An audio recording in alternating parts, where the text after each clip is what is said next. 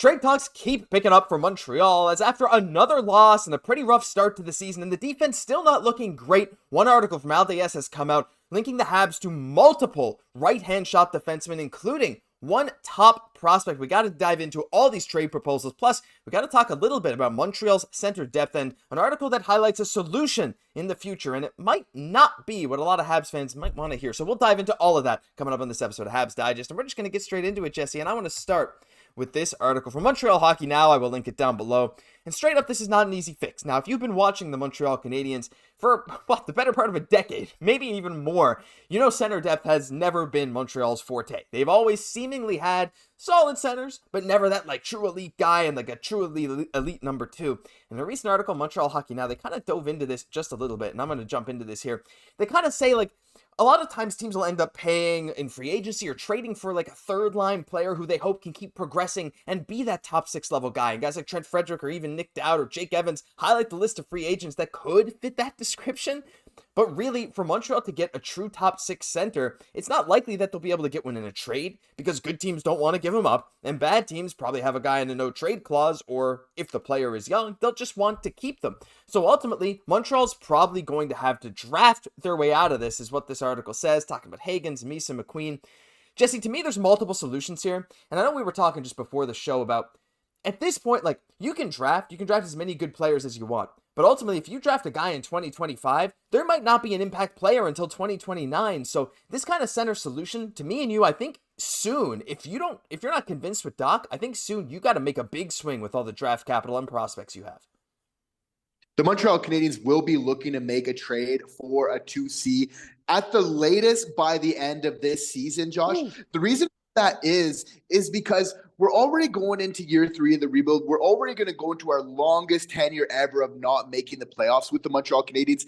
You know, Kent Hughes is going to want to get ahead of this, even if it's just, you know, making those kind of improvements, even if it means not being that playoff team right away, just playing more competitive hockey. He realizes the need that the fan base is going to be patient, but at a certain point, you don't want them to kind of wait forever. You don't want to wait till they're kind of turning on you. You want to be proactive. I believe that Kent Hughes is wise enough to really kind of pre-handle this situation here, I think, kind of going forward. So, because obviously we see Hayes coming up, that's going to take a minute. We know I love Kirby Dach, and I want him to succeed in Montreal, but he's not going to be the 2C for this team anymore unless something fundamentally changed with on the faceoff dot, right? Like, even if he's getting good points, for me, which, like, you can't, you know, as a centerman, you're never going to get up to your point production if you're not winning those draws to kind of begin with. So if he is going to get those points, it is going to be on the wing for himself. So obviously we got Demidov coming in, right? You know, but for me, it's like, you can't put him at center though, because for me, that's Drouin vibes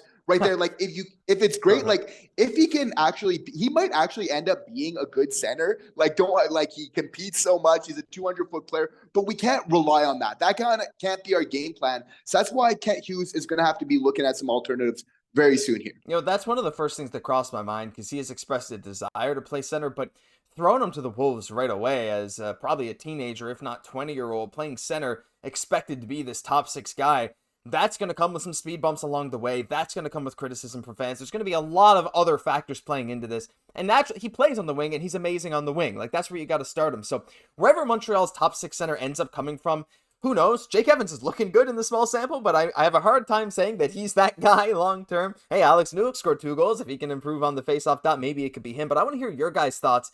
What do you guys think Montreal should do down below? Should they draft in 2025 for an elite center if they can? Maybe, right? Because then this guy will be like, what, 22, 23 in like 4-5 years? I don't know. It's a tough timeline, but I want to hear your guys' thoughts down below. Big trade, draft, something else? I'd love to hear from you. Let's move into the other thing, Jesse. And before I get into it, before I show the chapter card, this comes from LDS. This article is linked down below, and I want you guys to go check it out, because there's more than just what we're showing in this video. But they mention, you know, there's a lot of defense targets out there that Montreal could go after in a trade, because the defense has been the big issue this season, Jesse, and we all know it. And the first guy that I wanted to discuss just real quickly is Will Borgen. Maybe a name you're not that familiar with, but maybe a name you do know. And Will Borgen's had a few nice scraps in his career. I've seen a few videos. He's a fairly physical, solid defenseman. And he's currently playing second pairing for the Seattle Kraken. And 1 point in 14 games, not ideal, but with Vince Dunn out, Will Borgen has kind of moved up. He's second PK. He's second pairing right now. But Seattle has a lot of right-handed defensemen. And in the actual article itself, not Pierre, sorry Pierre, wrong one. Maxime Desroches says, Will Borgen's eligible. He's a UFA in July. He's not the type of acquisition that would get you jumping out of your seat. You might think it's a weak move, but there's a glaring need for stability on the right side. It's a position of strength for Seattle, especially with players like Larson and Montour on the roster, so they could maybe afford to get rid of him. The big problem, Jesse, is he is a UFA after this year. Like, Will Borgen is not someone that's going to be here long term. We know Kent Hughes wants to build for the future. I think this is a guy, if you can get him for cheap, a nice guy to solidify your decor for this year, start to build up those good habits while having someone who can bail you out a couple more times. Not necessarily sold on this unless it's really cheap, but it's an interesting name to put out there. Yeah, absolutely. And again, plays a physical type of game, which we need a little bit more. If you look over his career too, he's been able to get some points, some assists kind of mostly in the past, but have been a little bit of a playmaker there as well. But, I have to feel like on defense, I feel like Kent Hughes is going to go for maybe a little bit more of a stopgap there. With what we kind of have coming up. But obviously that's still a huge position, right? Like we see why we drafted Reinbacher. Like that right D is still an issue, right? But I think definitely doing something there would absolutely be beneficial, for this team kind of going forward. Obviously 6'3" has some very solid size there. So I feel like, whereas kind of that center position, you kind of want to look for that long term. I think that just for right now, while still having those kind of long term plays, Kent Hughes is all about, he's going to look for that stopgap there. I'm all for a stopgap. I think some fans look at this and say like, hey, like he doesn't help with the future, which is what I just said, to be fair. However, like, you do need guys like you got Savard. He's going to be a UFA, so will Borgen, and then your kind of right side in your defense is blowing up even more. But having a guy who can step in there and be reliable right away is at least an interesting idea. So we're not going to spend too much time on Borgen, read some stuff up about him. But the big name that I want to talk about in this video, Jesse, was another name suggested by Maxime Desroches. And it's Simon Nemec of the New Jersey Devils. Now, we're all familiar with him. He's a former number 2 overall draft pick, Slovakian, Juraj Slafkovsky's buddy. And in the article, this is what they had to say about Nemec. It's hard to ignore that Nemec has been relegated to the role of the number 7 defenseman. And actually, just yesterday, Jesse, he was sent down to Utica in the AHL since Luke Hughes and Brett Pesce returned.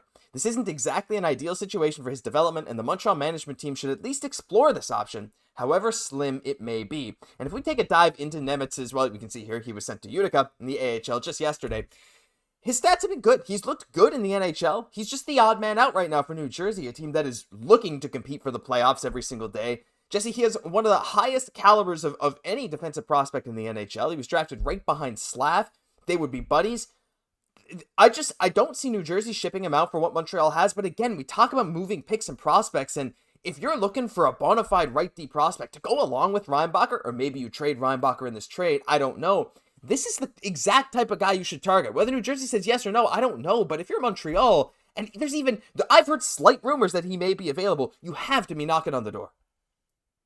For me, it's like there's a lot to like about Simon Nemec's game, but what the Montreal Canadiens need on right-hand defense right now is a more veteran presence. Again, not having, as David Savard as like your best right-handed defenseman, and to kind of reference Bergevin, like I kind of disagree with them that it's like only on PlayStation that you can make trades happen. Like we got picks, we got prospects, we got assets for days. Like that's why you kind of stockpile them. And you look at how Vegas has kind of built their team, and it's actually worked as successfully for them for many years. It's like trading in your picks for players that you just know are going to pan out at the NHL level. There's a lot to be said about that. Like for sure, like prospects are good. It's a good way to build your team, but there's also a lot to be said of like, you don't know how prospects are going to turn out all the time, kind of trading that for what you absolutely know you're getting an established player. There is absolutely value in that. And of course, to have a proper blend of a team, you do need those vets in there as well, which really kind of comes into the picture as well, which is why I believe that they should be looking